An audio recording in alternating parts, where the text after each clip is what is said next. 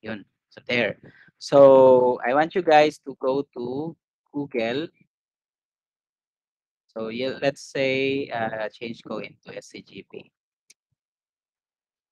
Okay, and then I go to this one. Is someone following or wala? What you follow? Following, sir. Okay, good.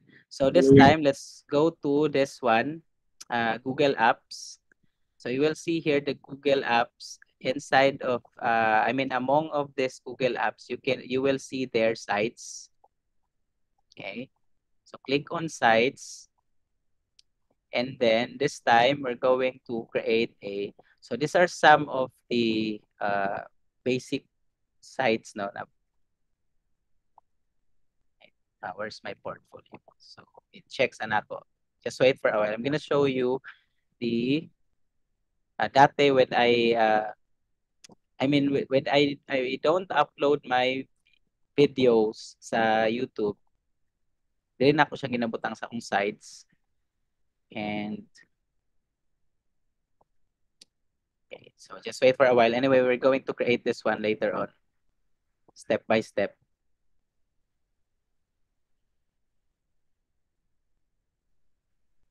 Okay, so the problem lang with this one is it requires you a dapat na jud kay strong bandwidth, no? So internet kasi di mo ni siya mabuhat offline. So better if before ka mag-proceed with this one, na kay uh, perspective daan sa imong website or design sa imong website. So it seems like medyo hinay yan. So i-publish siya na ako. Okay, unya na ha. I-publish siya na. So mao ni ako ni sa una katong wala pa na stress.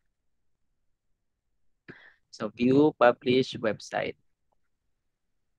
Okay, so right here you can, so sky is the limit in your creativity in terms of whatever you would like to put right here.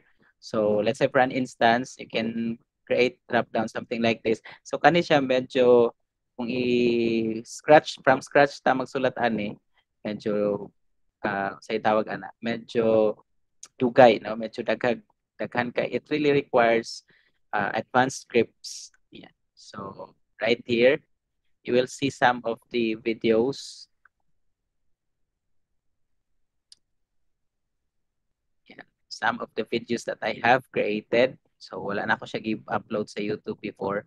So this was before. Yeah.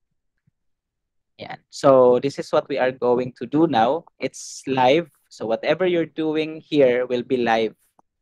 Okay? So balik na dire. You can choose right away after you visit sites that Google. You can actually choose a dili daw na try daw nato sa kuan kay medyo hinay. Alin daw ko sa akong or hinay lagi internet. Try lang sa nako diri sa basin kusog diri sa ni sites. Basin kusog mo load diri sa hinay mood kay diri sa unsa ni. Siguro arang-arang diri. Okay. Stop na lang ta diri. Okay, let's go here. You can choose a template. So na mga template gallery diri. You can choose any template gallery here. Okay? So if you want any of this one, I mean, you can just choose any. So kung gusto kag salon, dog walker, holiday party, photo portfolio, pwede ka pili dira. But this time, napod siya student portfolio, napoy club. So pwede ta maghipo og template from scratch, as in blank atong buhaton. Okay? So let's click on this blank. Okay, and then right after that, medyo hinay po ako ang internet. I don't know what happened. So, ayan. So, there you are. Ano lang ni, i-disregard lang ni siya. So, let's say, ato ang buhaton na page will be, sa man atong buhaton na page dire. Kuan na lang, let's say pet. No? So, pet adoption. Okay? So, there, no? If you want to change the logo of your pet, I mean your website, you can choose right here. So by the way, in the in this Google Sites, you can only you can choose the tabs here, insert pages and themes. We are going to I'm going to walk through you with this one in later on each of these tabs. So, but for now, let us start with the insert. So you can select the name of the website. You can type here the name of your website. Let's say this is pet uh, hotline at ph. Pet hotline on lang. So okay, and then after that, you can add logo. Kung naa kay logo na na-create, you can actually go here. So you can choose sa imuhang brand navigation kung if you want to choose a slide. Yan. So inani ang form niya ang template. So but if tap imuhang pilion that the template will be kato dire. Okay. Inani siya ang style. Okay. Then brand images. This one right here, if ever na naa kay nakay napili na mga or nakay predefined na mga images, let's say, mamili tayo. Ato ang design. Namadot no, murag na atay manok. Manok yun ay. Okay, pets, kani. Sige. I don't know if it fits sa ato ang if mo fit na siya. So, pangit itong logo. Basta kamo na bahala sa inyong logo, anak klasa. And then, yeah. So, let's say, mauna imong logo. And then, maghimo kag banner. So, you can also choose any other laing mapili ko diri. Basta na. And then, for the header, pwede ka magpili diri from online. Pwede ka magngita from built-in na mga banner. So, basta it is relative or related to your website. So, pwede ka mangita by URL. So, meaning mag-search ka from Google and i-paste lang nimong URL dire. Pwede na po mag-search ka dire. So, let's say pet. Ayan. And then, if na kayo napili, but of course, no, this is subject for basin, mano ka o plagiarism. Okay? So, better ay mo paghimo o ay mo pag ano diri og mga say tawag ana kanang from this site. Pero again, for practice purposes, wala. You don't make money out of it. Pwede ra ka makigamit dira. Okay? So, let's make use of this gallery na lang. So, let's say kani. Yan. So, select. And then, yun. Okay? Then, right here, if you want to preview this one, by the way, nani siya preview na sa using a laptop, computer, and phone. So, i-click na to ni. Okay. So, this is for mao ni ang view sa imong website, di ba? Nice yang view. Tapos kung gusto kag phone, mobile, in ani yang form. So, for tablet, in ana, and then for laptop, in ana siya, or laptop or computer. So, you go back to here, and then right here, this is what are the components of a Google site that you can insert in your what you call this one in your website. So let's say for an instance, you're going to add a text box. So you can add a text box right here. Okay. So you can also set so mura ra kang nag-ano o Word document. So again, it's a matter of I mean sa imuha ng creativity, no, sa imuhang kung medyo hawd ka mag-design, so nana sa imuhang personal website. Okay? So, yan. Pwede i-delete lang sa nato na. And then you can create a stock images here.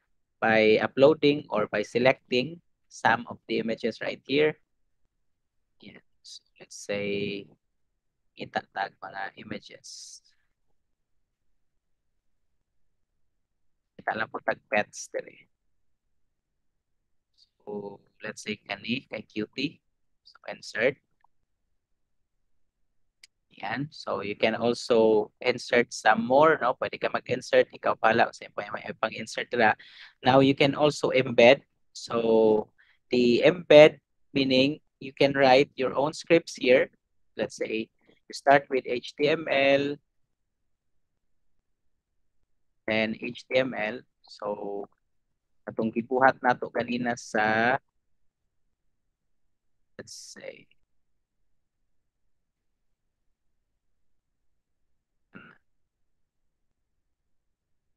so yan, no? Insert. Yan. Okay? If you choose mag-embed, okay? You can also add a drive here. So normally ang atong account usually na ay it comes with a drive app. So you can incorporate or integrate your Google Drive here by selecting any of whatever sa imong ano dire, let's say kung naa pa kay Google Forms, if you want your user to see kung sa naa sa imong, I mean to have a quick access on the forms that you have put it here, no? Example kaniya akong i-insert. Okay. So let's just wait. Layout would be, ayan. Nasa na to kung i-insert kanina dire? Drive. Wait.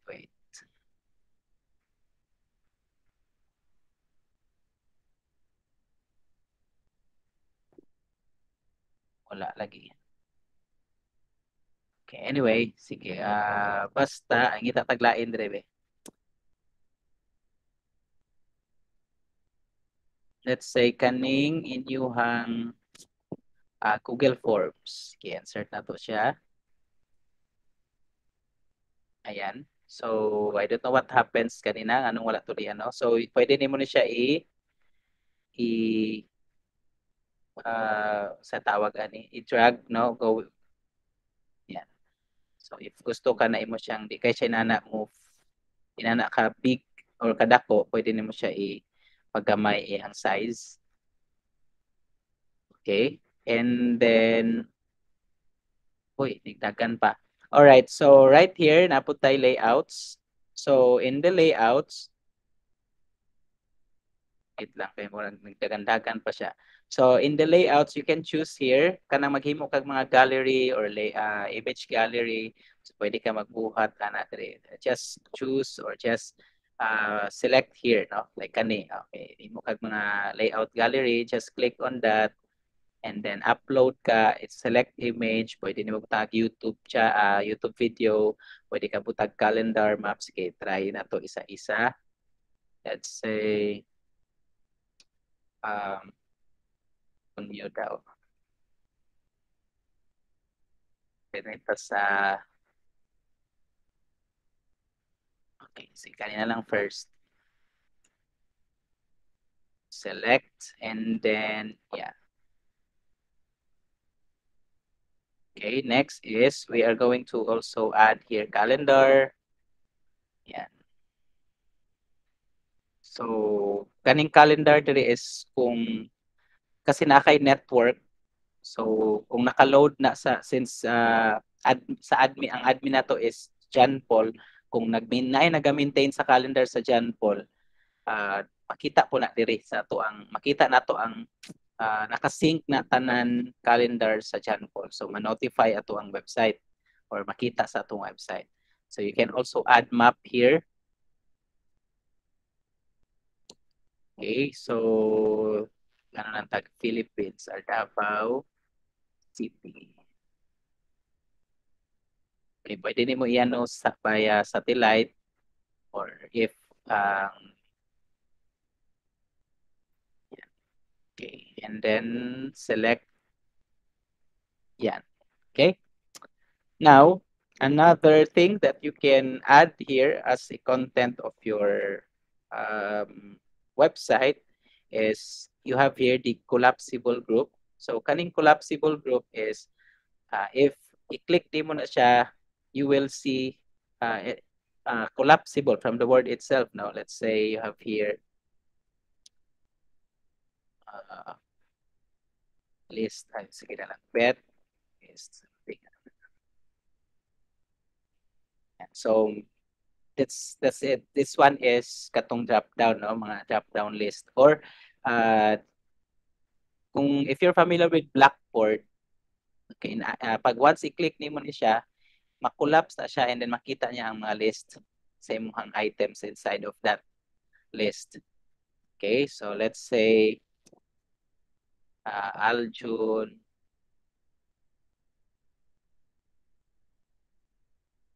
Okay, next is you can also add table of contents. Then this one, image carousel. And the image carousel is, it's like a gallery, image gallery. So right here, you can create an image gallery using image carousel by selecting photos from the website or from Google search images. So may tayo pet. So yeah, pili lang kadra as many as you can. Then it will create an image carousel for you. So okay, and then insert. So imo lang gyapon ni siyang i-expand if you guys want to expand the images. So mag-follow na siya relative to the image kung sa to'y pinakadako na image size. So ayan. And then you can also insert this kaning divider. This is going to parang naa siya separator for of the content in between of each in between contents sa imong website. So you can also insert a button, let's say click, and then let's say Facebook, click Facebook na lang, or YouTube. Okay, YouTube, www.youtube.com. So i-click na ko ng YouTube, i-direct ko sa YouTube. Okay, then yan, there's actually a lot of components here. Okay, normally or usually the mga Google apps, like for an instance, kay PowerPoint. So using Google Slides, pwede ka mag-add og kaning Google Slides is like PowerPoint. No? It's similar to PowerPoint. So pwede nimo i-convert imong PowerPoint to slides. So if napod kay Google Sheets, okay, this is similar to Excel. So equivalent na siya sa Excel na Excel values, Excel application sa Windows. Then you have here the forms, the charts. So whatever mong ibutang dira. Okay? Now you have here pages. So in the pages, so let's say you want to insert different page or different web page in your siyempre boring kaayo kung dili nimo ibutang tanan imong content sa imong website.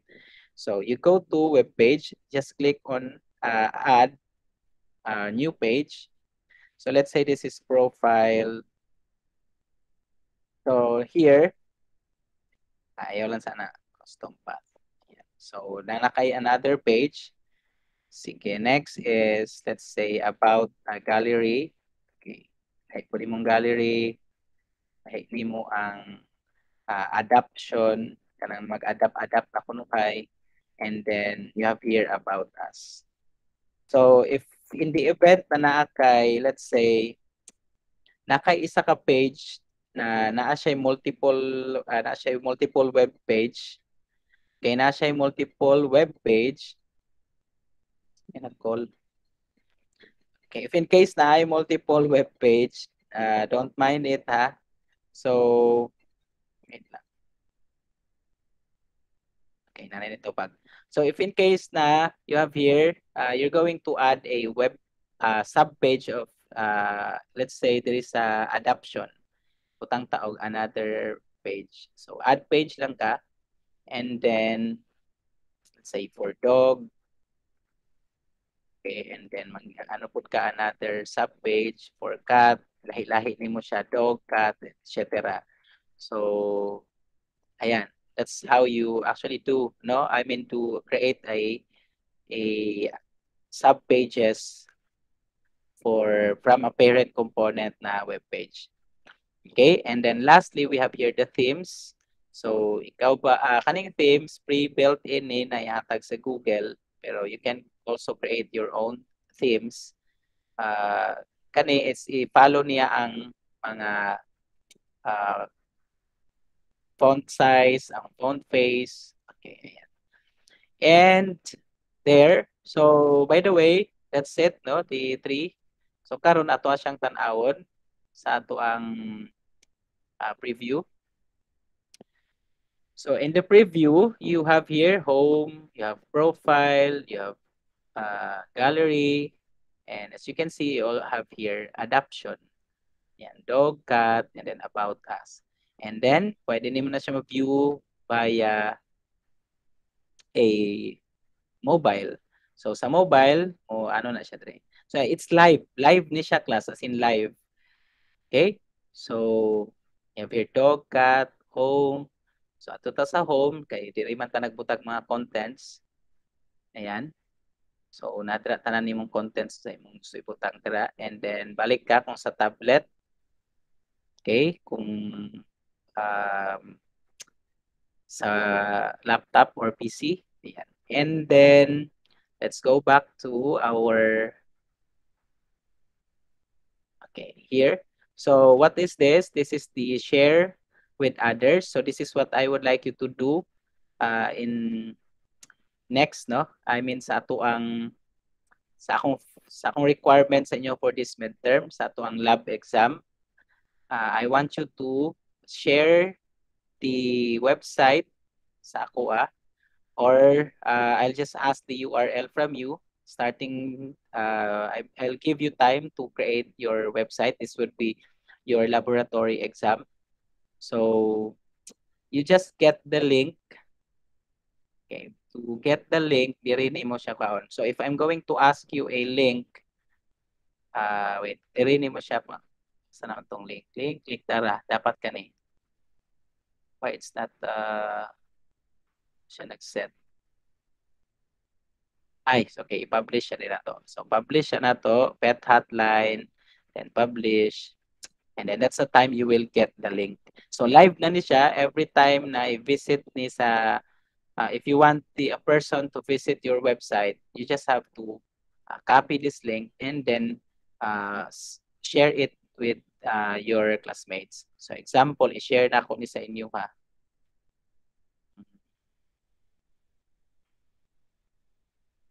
Basta, ma-share na na. So just copy the URL and then send it to someone na gusto ninyo ipakita inyong website. So in your case, para you could prepare as early as now. So we will have our, I want you to create a website for yourself. Okay. And then using Google Site. But if you are going to create from scratch, as in ikaw mag-scratch ka from HTML, ikaw kung gusto mo yun na, go ahead. There's no one stopping you from doing that. Okay, just send me the file. Basta akong requirement is, minimum requirement na ako is this one. No? Na home, profile, gallery, adoption, anything, then about us. Kanilang home, profile, gallery, about us. And then, Sir, yes. kunin kami magbuot sa team sa sir. Yes, kamo magbuot sa team ninyo. Personal website ninyo. Personal website or pwede siya personal website, pwede kanang mga hobbies niyo or any field or topic na you're interested of. Okay? Tapos, Yes, I will not be, na I part, okay, sa inyo yung lab exam ha, ano na ako sa daan sa inyo ha. So, na I part na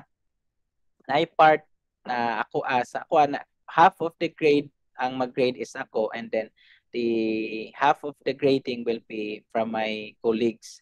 So hatag na ko ang URL ninyo, make sure working inyong URL, and then para to be fair, no, para fair para fair siya with everybody. So dili lang ako ang mag-check sa inyong website. Okay, and any field I will just provide you with the rubrics. I will just provide you with the details kung sa ano nyo sa website.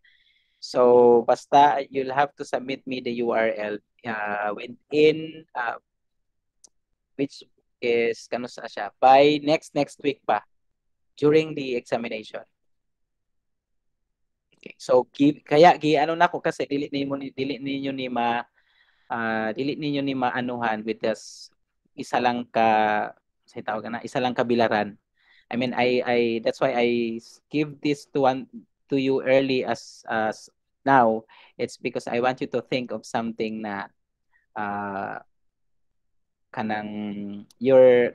maplanuhan ninyo sa ibutang niyo sa inyong website. Okay? So you can also by the way, you can also use Wix. Naitay Wix. This one is mas nice ni siya. Wix website. Kaning create your website. If you guys want to explore this, pwede ninyo ni gamiton. Pwede mo maggamit aning Wix na website. Okay, I also like this one, but my minimum requirement is again Google Sites kasi na naman gud mo yung account. So dili na kay mo maglisod na maghimo pag-account. But if you guys want to explore, pwede mo mag-Wix. So yan, gamita lang inyong account for creating. So, tanaw na lang nato para you have options. Ayan. Okay, just wait. Anyway, let's talk about it later on. I am just going to show you what's kung saning nasa Wix.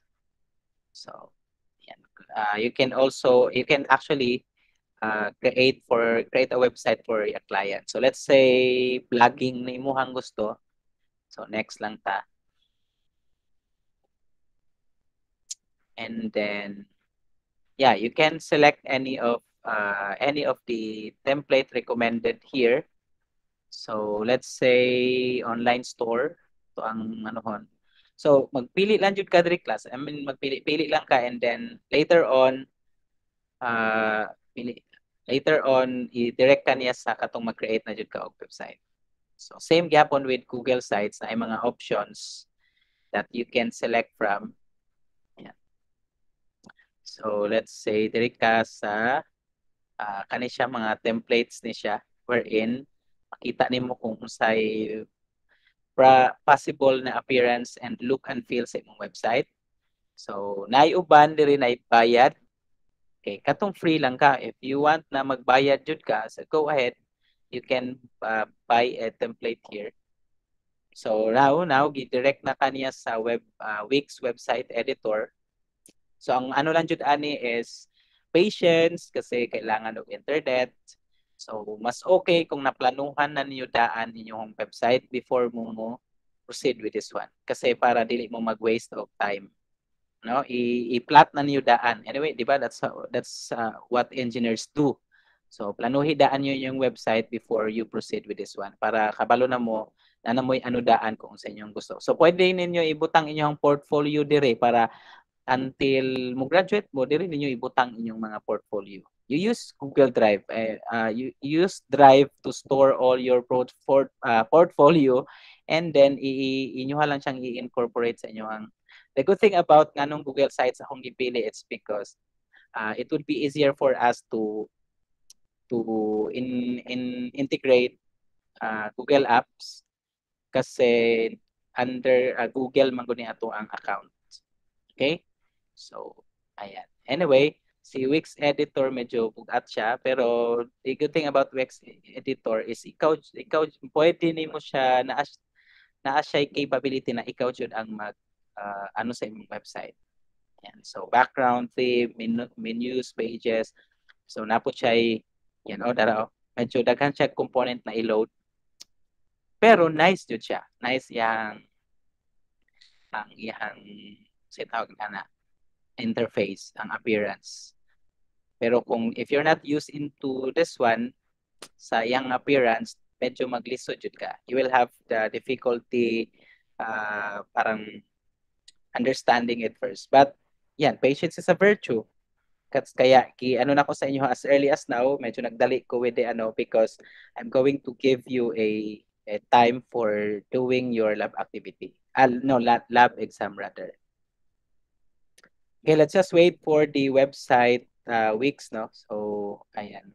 Now, what is the wait. Stop recording sa